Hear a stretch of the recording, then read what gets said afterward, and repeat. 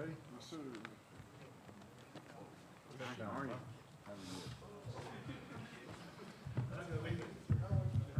That you? Wallace, right there. I'm new to this guy. Yeah, put your names there to make it easier. Yeah, easy to pronounce. Okay, we have 20 minutes with the student athletes from Kentucky. We have from my right, Oscar Shebue, Chris Livingston, and Kason Wallace. Please remind everybody, please put your cell phone, silence your cell phones. We hand out the handheld mics. Raise your hand, let us know who you are, who you're with. And recording these press conferences on cell phones or cameras is prohibited. We have 20 minutes, and the Kentucky locker room is also open. Who has the first question? Third row right in front of me. John Huang, NOLA Media. Chris and Kason, when you see Oscar start the game just rebounding like crazy, what's going through your mind? I mean, you see him in practice all the time, but to see him come up in a big game situation like that, what did that do to the mindset of the team? Chris. It's definitely something we came accustomed to seeing from Oscar, you know, rebounding the ball very well, coming out with a lot of energy, high intensity. And we knew that coach emphasized rebounding, you know, going against Providence. And he emphasized that, you know, the teams that really bothered them out-rebounded them by a large margin. So we knew we had to do that in the game, and Oscar, you know, started off right, so we just wanted to match that energy. Kason. Like Chris said, like, it just brought a lot of energy to the team, you know, seeing Oscar be Oscar and get all those rebounds.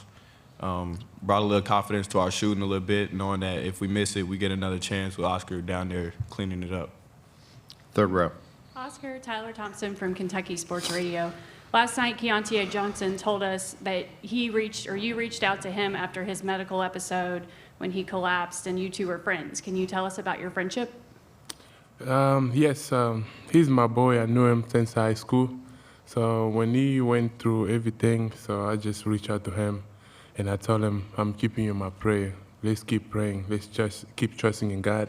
God is going to bring you better than you were before. So that's how our friendship is good. Reach out sometimes, check up on him once in a while to see how he's doing. Callis Robinette here with the Kansas City Stars. Questions for Oscar.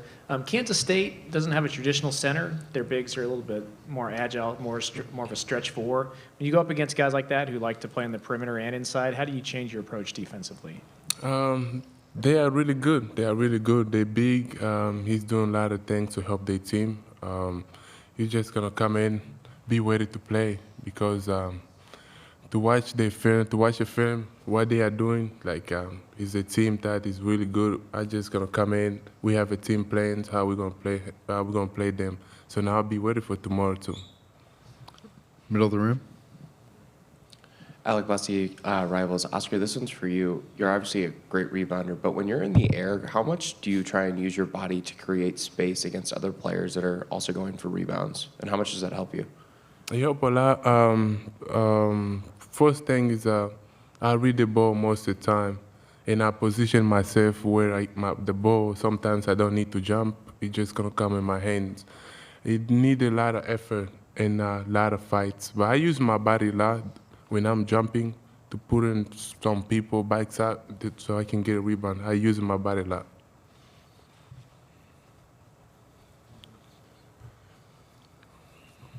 Third row.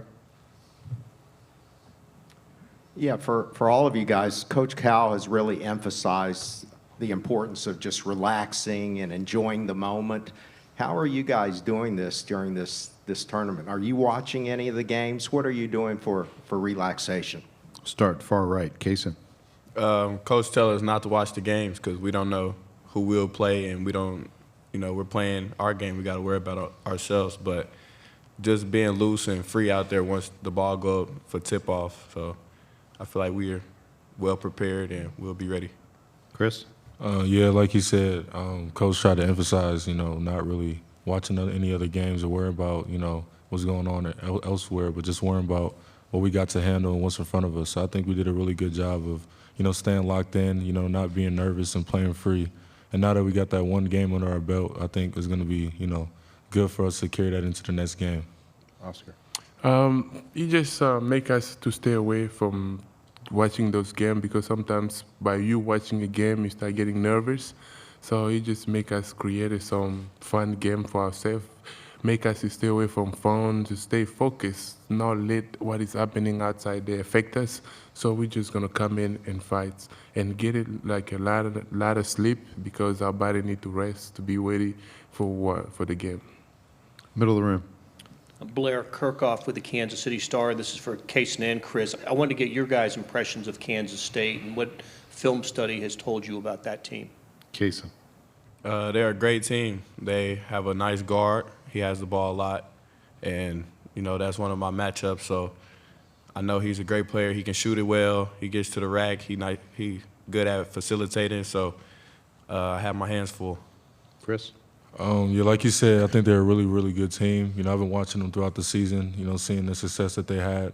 They're really aggressive, and they have Johnson, the wing on the other team is a really good wing. He's aggressive, he gets downhill, and he's really strong. And he also can play out the mid-range area pretty well. So, I think we've done a great job of scouting the team and understanding our matchups. We understand that we have a big-time matchup ahead of us. Third row. So this is for all of you guys. Last night, your teammates told us about the TikTok game that you were playing at the team dinner that had everybody laughing a lot.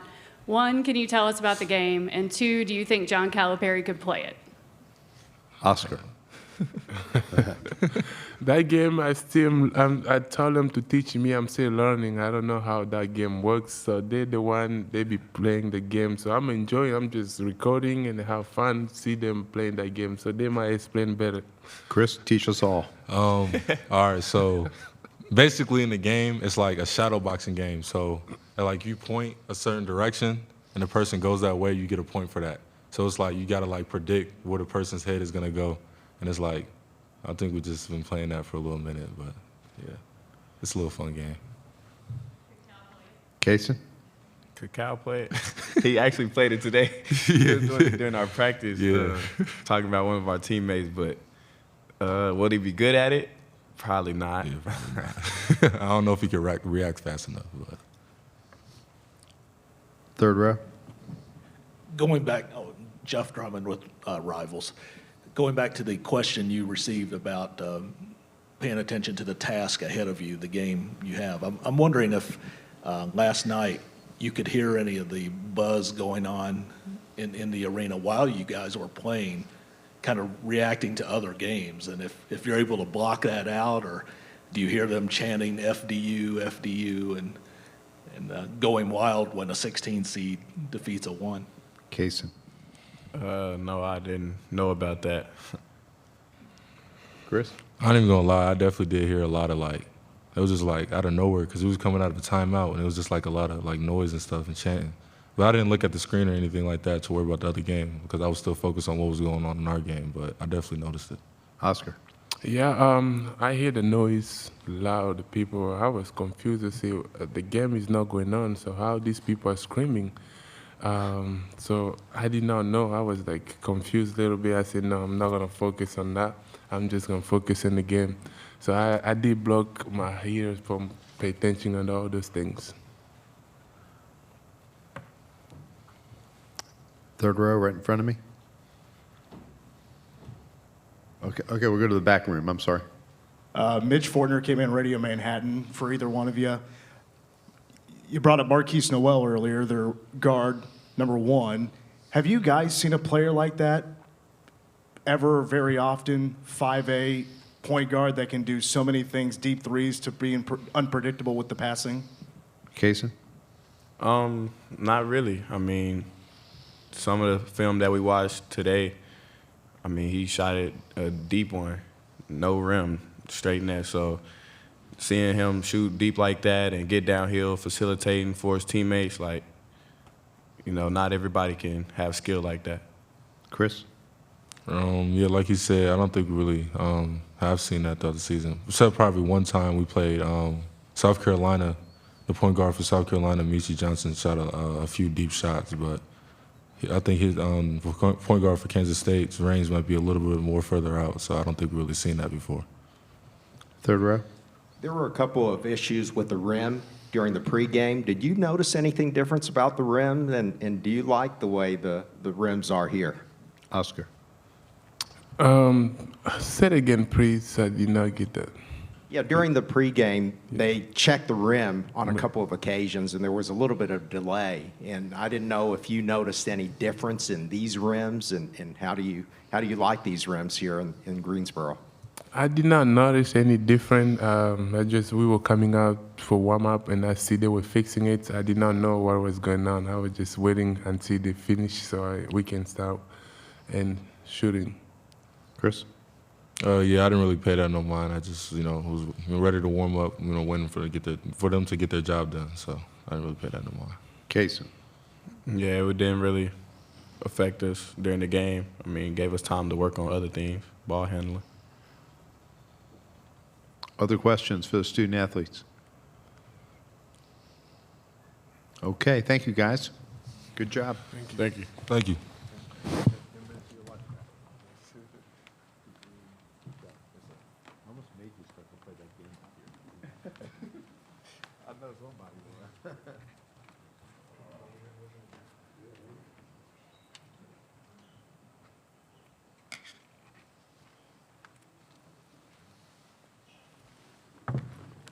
Okay, we should be joined by Coach Calipari at 3:30, which is about 10 minutes. And the Kentucky locker room remains open. Reminder that Hammond Communications will post a recording of this press conference and all the press conferences in the NCAA Digital Media Hub, which is at www.ncaa.veritone.com.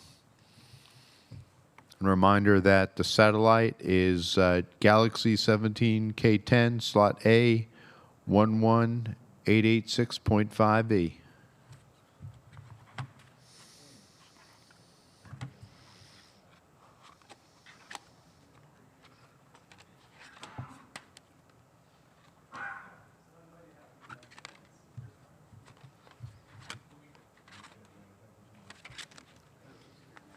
Okay, we'll be starting earlier. Coach is right here.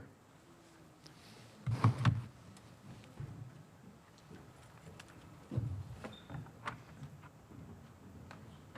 you miss me?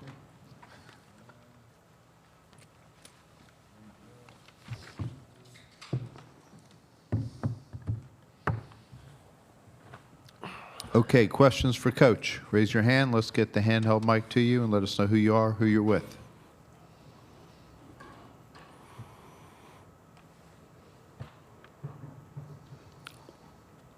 John, Darrell Burr with the Cats Paws in Lexington.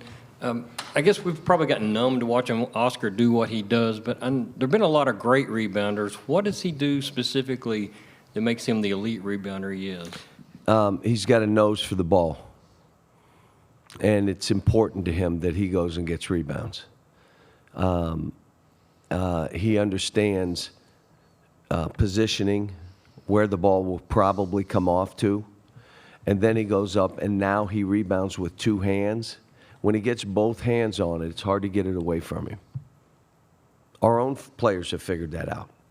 They go try to grab it, and he grabs it with two. It's like, I'll tell a kid, I said, you got one rebound. He said, he jerked three out of my hands. To our right. Yeah, John Clay, Lexington Air Leader. John, coming into the tournament, people were saying this is not a Calipari-like defensive team. Yet Ed Cooley said last night that you guys were the best defense he's seen in a month. What did you do last night well defensively?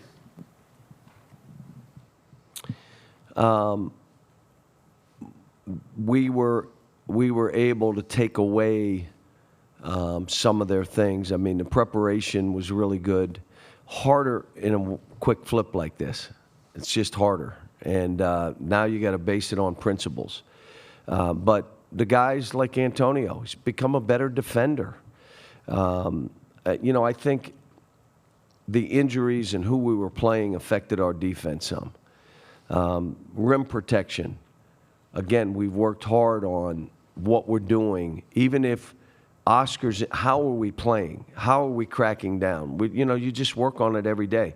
I mean, we're still coaching, still teaching, still giving these guys, building them up, giving them hope, belief. I mean, but a lot of it is you have more confidence when you're playing the right way. I believe Antonio Reeves is shooting the ball better because he's a better defender now. And you get clubbed 7 times, you think you're going to go down and be confident and make a shot? Kid's defending better. Jacob's defending better, playing tougher. Oscar still stands behind the post sometimes. I don't, kid, what don't you understand? And Damian got in and tipped that ball away. That was a big play. So, and then rebounding, it's not just one guy because Jacob and Chris Livingston are rebounding the ball well too. Middle of the room. Coach Kellis Robinette here with the Kansas City Star. Jerome Tang, after last night's game, said he would go back and draw on some of the experience he had coaching against you when he was an assistant at Baylor. I was wondering if you maybe thought back to... He can remember that? He was very can't vocal about remember. You know what I remember?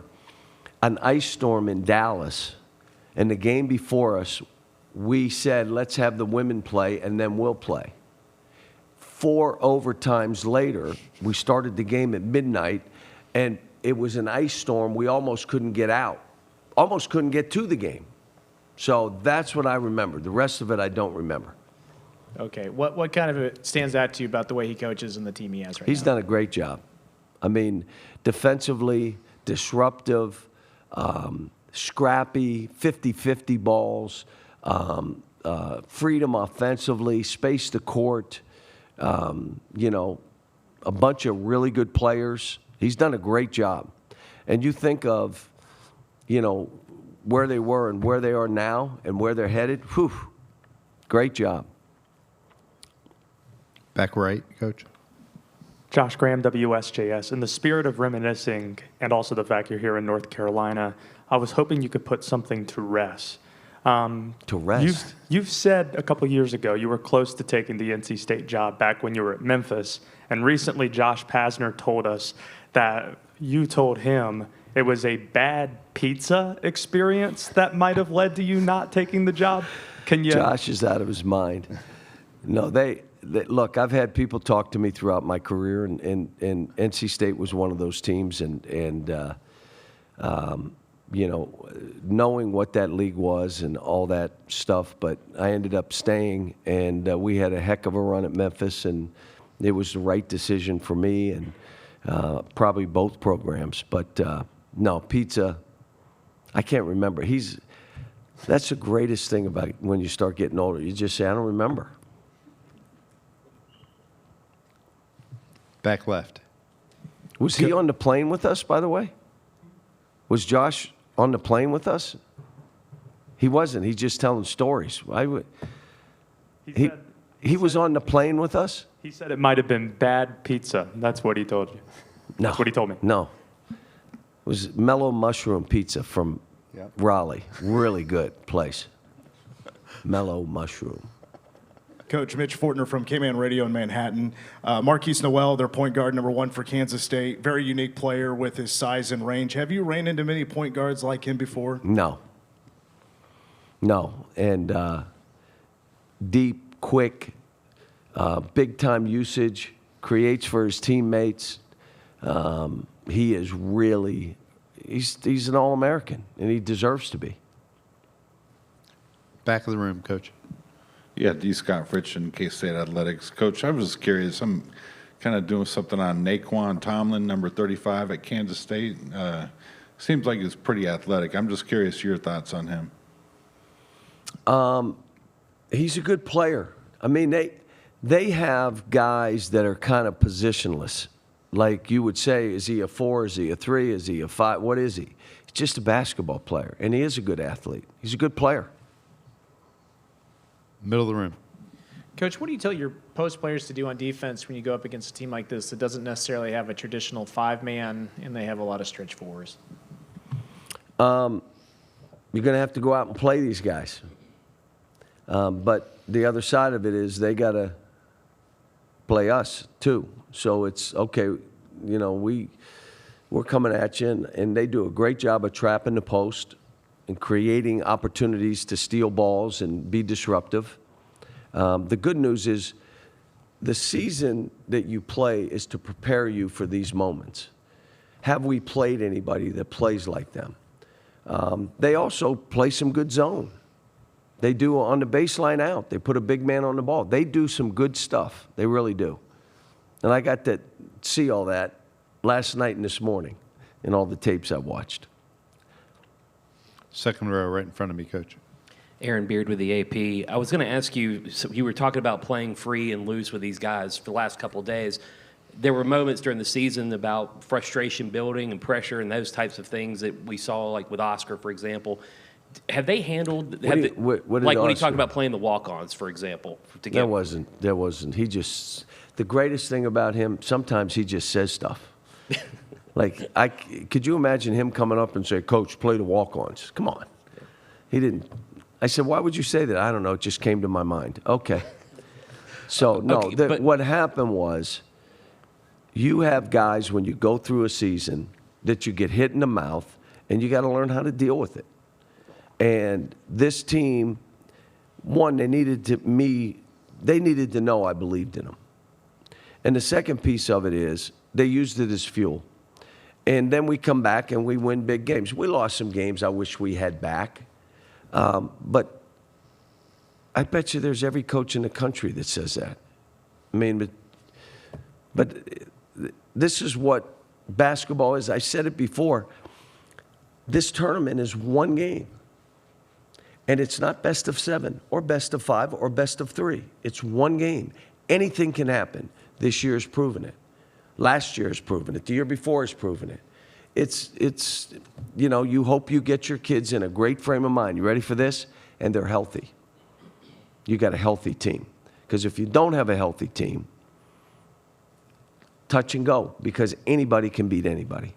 Just to follow up on that, I was just going to say, are they, would you said, are they better equipped maybe now over time to handle this? Are Not you over changing time. anything What in your they've approach? what they've been through, I told them, who's more prepared for you to take knocks and punches and throws? And, you know, the biggest thing happens in this tournament, everybody's going to make runs. When they make a run on you, how are you going to deal with it? The water is boiling. What does it do to you? And I'm like saying, let's just be our best. Let's be our best when this thing heats up.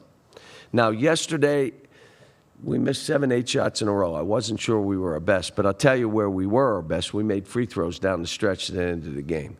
And that's with water boiling. And you stand up at that line and you make those free throws. And then Oscar steal was a big play.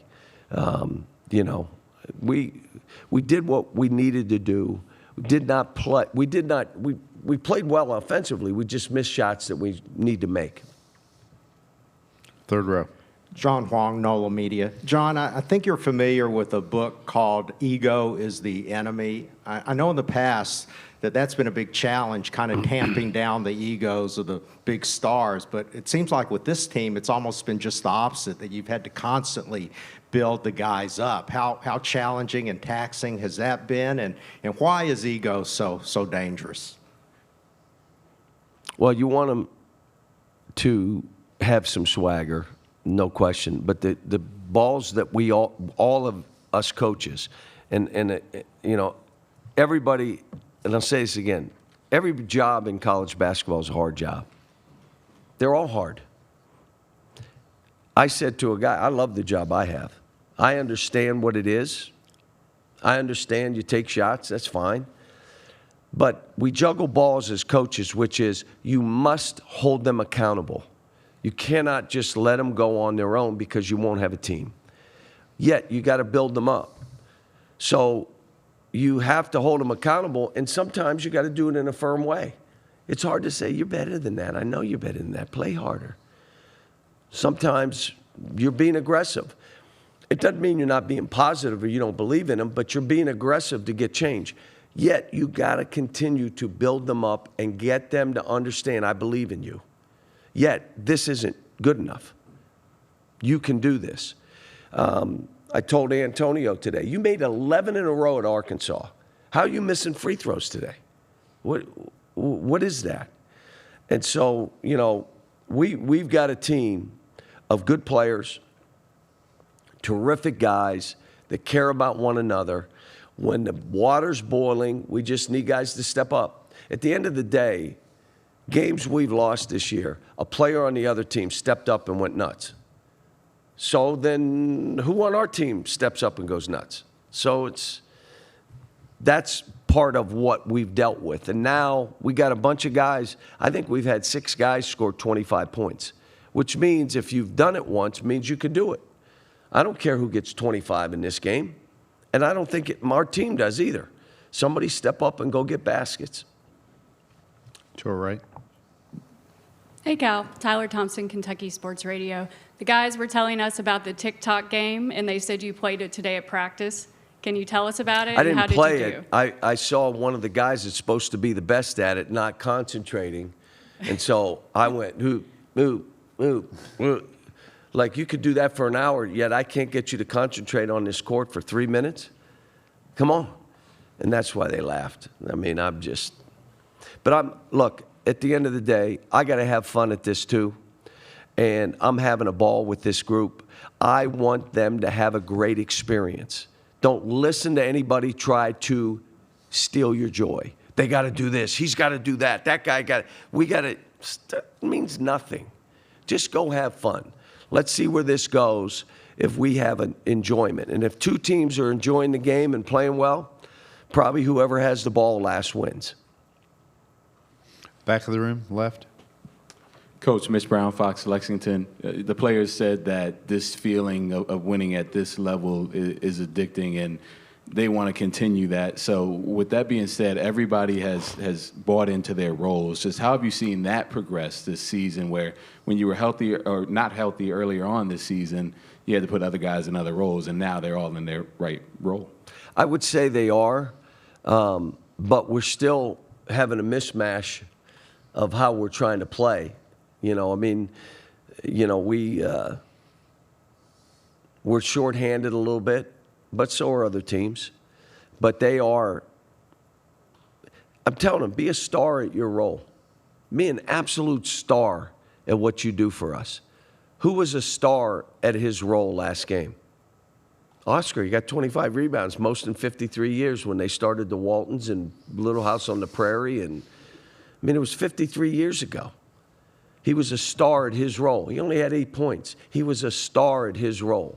How about you're a star defensively? How about you're a star at getting 50-50 balls? How about you're a star scoring baskets when we need it? How about you're a star defensively? You go block a shot and do that's. It's all just be who you are. Take what they give you. If they give us a lot of threes, we'll shoot them.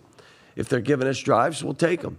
If they're collapsing, we'll kick out. I mean, just more right now. Less is more. Less is more right now. Because it is all about let's play our best, and that means clear mind, play with joy, have fun with each other. You're looking at me. I'm a cheerleader right now. I'm telling the staff, all you got to keep saying, be positive. Keep being positive. Sometimes when you're coaching, it may come across as you're being negative when you're, come on, man, you're better than that. Go get that ball. They may take it as, oh, he's being negative. No, that's coaching. But sometimes you got to say, but you're doing good. You just keep playing. Keep shooting. I told Antonio last night, he ran by me. I said, you keep shooting the ball now. You let it go. I told Chris the same thing. Shoot the ball, man. They're wide open. Shoot it. Middle of the room. Yeah, John, you talk about the boiling water and the intensity of this event and all. How gratifying was it for you to see Damian perform the way he did, given everything he's been through this year? He's been a pleasure, and it's been, one of the high points of me coaching this season is seeing him come back from what he had to do. You may not know, folks, his dad passed away suddenly in Lexington, and we had to go, wasn't answering the phone. We went over, and eventually Damian went over to see too and was there, and it was awful. Dad was young. He's the oldest. He's got a young brother, a young sister. Mom, Kim. I mean, it just was a rough time for him. Lost 17 pounds. Now you see him smiling, and I'm grabbing him and appreciate you, Coach. Those are the things that are most satisfying. Yeah, I want to win every game I coach. If you know me, you know that's how I am. I want to win every game I coach. But that is like a big-time win, what's happened for him. I come back to Jacob, where Jacob was, and now where he is now. That's a W. Oscar, 4 weeks of a knee surgery and being out for a while, and then him now coming into his own. Our freshmen doubting themselves. Now all of a sudden they're helping us. Antonio, same deal. Where he was and where he is now just makes you happy, because that's what we're about as coaches. We just want to see growth and see kids smile and be happy, and the growth, and they're that way. You're in the best position to win ball games. Back of the room, on the aisle. Hey, John. Noah Hiles, Pittsburgh Post-Gazette. Obviously, Western Pennsylvania heavily represented here in Greensboro this weekend. Curious to hear a story or just a memory of a young Sean Miller when you were recruiting him to Pitt. Well, first of all, his dad was in my practice today. Darrell Porter and Jason Matthews were in my hotel room today. That was the backcourt, Brian Shorter and Bobby Martin. And so Sean, when I went to see him at Rochester High School, and his dad was really demanding. Great coach, better coach than Sean, me, Arch, all of us, okay? His dad was watching, I was watching the game. Sean went 12 out of 13 from the floor. Rochester was in the summer league. And I went up to Coach Miller and I said, man, he said, can you believe he missed that? Didn't hold his follow-through. If he held his follow-through, he made that shot. I mean, he was challenged his whole playing career. I want you to know now, he was Rookie of the Year, Freshman of the Year in the Big East back then. I know the Big East is good now, but back then it was crazy. Wasn't as many teams. I mean, it was nuts. And he was Freshman of the Year. Just a competitor. Loved being around him. They're family. I mean, his grandmother raised my mother. I mean, I was in his grandmother's house more than I was in my own house. So, but he's, you know, and then seeing Pitt doing what they're doing. I mean, how they've done. Jeff's done it. He's done, you know, I mean, come on. These are all hard jobs. And when you struggle some and you got to bounce it and keep going, I always say that's when the real coaching happens. That's when you get knocked in the head and everybody's on you. And it's all, how do you keep focused on your kids and getting your team better and just stay away from all the clutter and not let anybody steal your joy? Well, he's done that at Pitt. And they were leading the ACC for a while.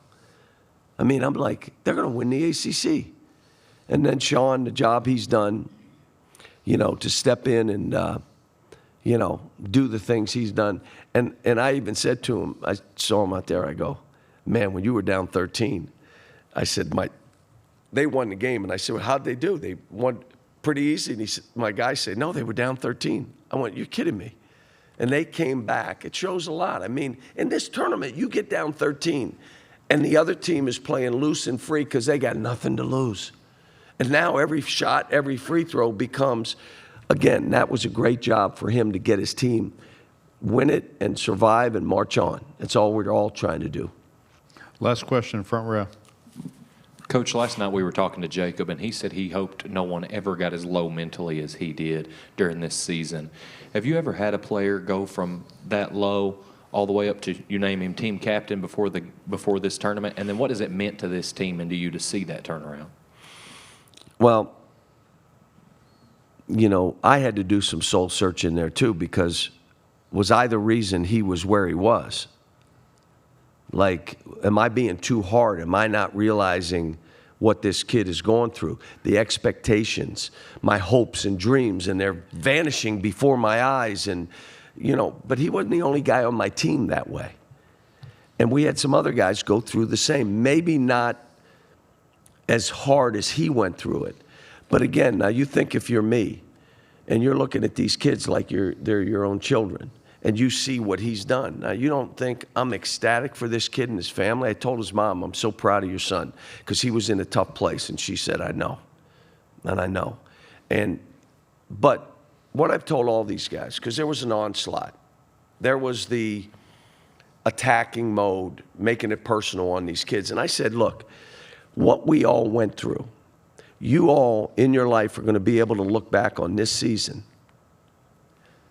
and you're going to say, if I could have gotten through that, I can get through anything. There's nothing I can't do with. And you may say, it's only a game. Put yourself in their shoes. Be 18, 19 years old and reading stuff on social media that is so nasty, it's ridiculous. And you're 19 and 20. We didn't deal with that stuff. None of you in here dealt with that stuff. But they have. And I told them, I said, look, nothing that you will go through, you'll be able to be challenged in any way, especially in this sport, and say, I can do this. Yeah, I may be down and I may be under attack, but you know what? I've dealt with this before and I came out on the other side pretty darn good. So I'm happy for him and all these kids. I mean, think about CJ.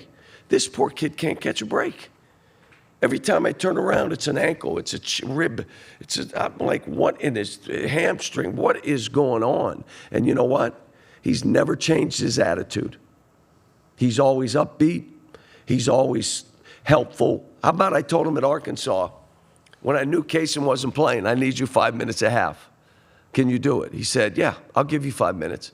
He gave me like 12 or 13. And in the end, he said, I can't breathe anymore. He's a broken rib. But without him, we don't win that game. That's what I'm talking. They've all been through stuff. Every player on this team has been through stuff. So I just want them to have a great experience. They deserve it. Don't know what that means. We know who we're playing. We know how good they are. I just want us to be at our best, and then we'll see what happens. Thanks, Thank Coach. you. Leave a comment, friend. I was family. I was the SID. Oh, yeah. Yeah. He's a good man. Yeah, JJ. He was your first SID, right? Yeah.